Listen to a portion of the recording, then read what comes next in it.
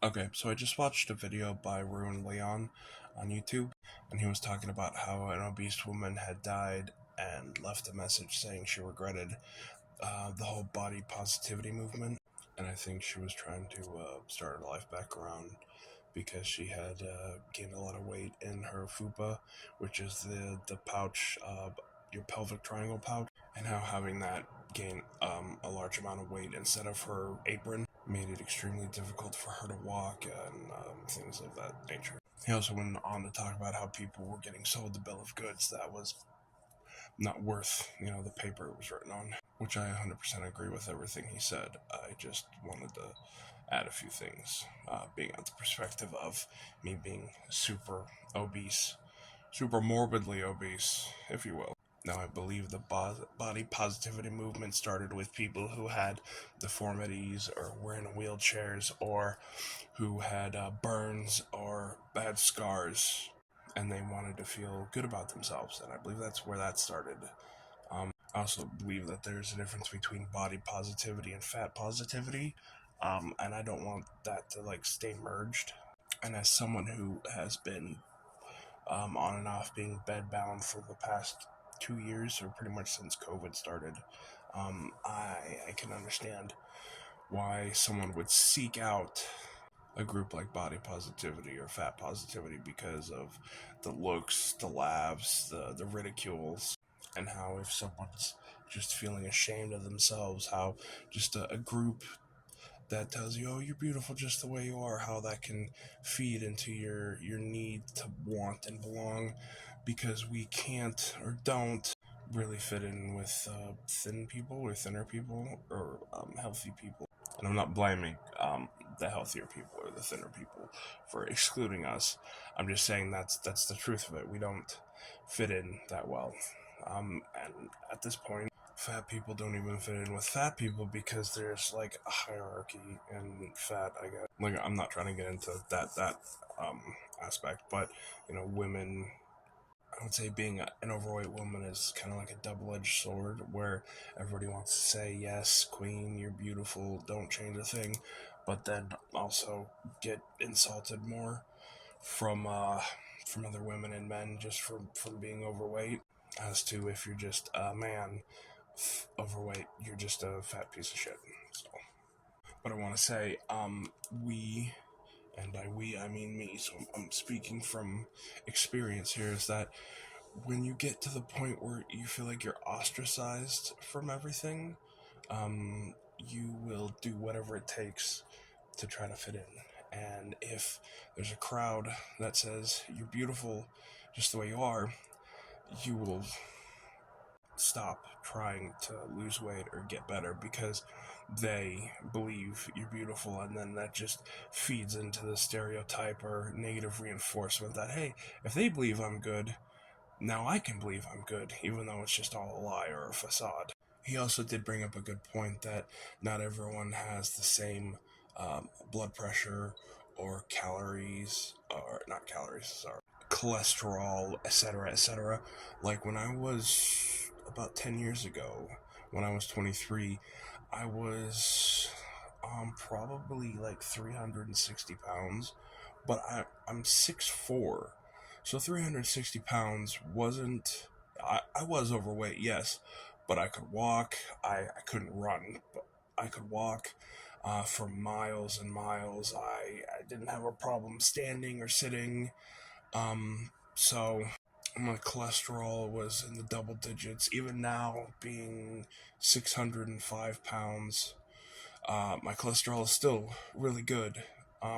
Even though I am overweight, I'm pre-diabetic, which is surprising that I'm not a full-blown diabetic yet. But it's neither here nor there. But so each person's body can deal with the fat or being overweight differently. So I would say at no means was me being 360 pounds relatively healthy. I was still obese, or super obese. Um, but there were no drawbacks. You know what I mean? I could do everything I wanted to do, except touch my toes or see my wiener. You know, it's only when I started to get more back pain and start to lose the ability to walk as well as I could before, that did my cycle really start to where I was negatively reinforcing me being sad. So I would eat because eating was my comfort, and then I would eat. I would feel like shit because I ate so much, and then I need some more. It was very bad. I went on multiple diets, and I would use the flimsiest of excuses as to why I would stop the diets. It would be, it's a Tuesday, it's not working, I'm not losing weight. My doctor's appointment got moved. I woke up on the wrong side of the bed. You know what I mean? It was just everything under the sun just to give myself a valid reason as to why I shouldn't continue to do the diet. You can still be beautiful or good looking and be overweight. That's not really the issue I'm trying to get at. It's we all have room for improvement, and I wish we could have a positive group for people who are overweight, who would be like, "Yeah, I know you're overweight, but maybe we could try something." You know what I mean? Like, give a more positive reinforcement to when we do try to lose weight or to try to better our lives, because it seems that fat people want to keep other fat people down. Like, misery loves company, and they just want you to suffer with them instead of helping. I also don't think it helps that sometimes our family will feed into it. will feed into it and like say they want to help us, but then they don't hold us to our standards of when we say we want to lose weight. Then they just keep feeding us or placating us. Like it helps, and I know it's all on us. That if we wanted to change, we would change. But some of us have very fragile egos, and some of us have very fragile mental health, and it doesn't help getting picked on or ridiculed for being the weight we are. But I'm also not saying that, everyone should just bow down and kiss our ass and just blow smoke up our dress. You know what I'm saying? We need like a happy medium. I am sorry that our life was cut short. And yes, I know we do it to ourselves. We could have stopped eating at any point. But it's not that simple sometimes. Sometimes the only comfort you get is from food. The only enjoyment we can get is from eating, and then we negatively reinforce that by continuing to eat, and then we get worse, and then the only enjoyment we get again is just food. It really is a bad vicious cycle, and I even though I've been on a diet for the longest I've ever been on, which I think is 70 days today. I gained a little weight over Christmas from being emotionally unstable because my mother passed away almost 2 years ago in April, and this would be the second Christmas without her, and it was rough. And all I wanted to do was eat, and I did. I broke down.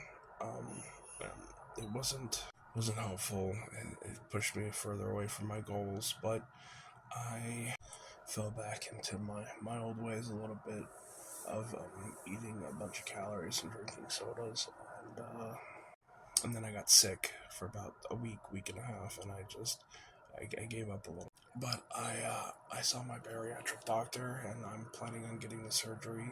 I'm planning on losing the weight, and I'm working on it. Definitely not as hard as I could be, but I am progressing towards that goal.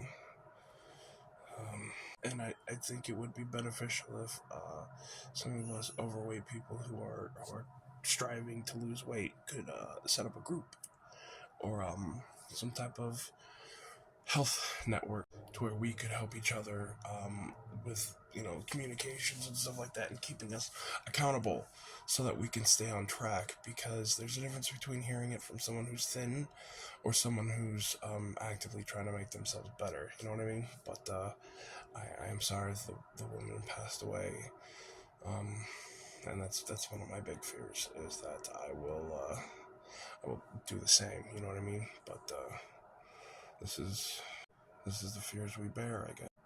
Sorry for the ranting, and hope you had a good Christmas, and I hope you have a great New Year.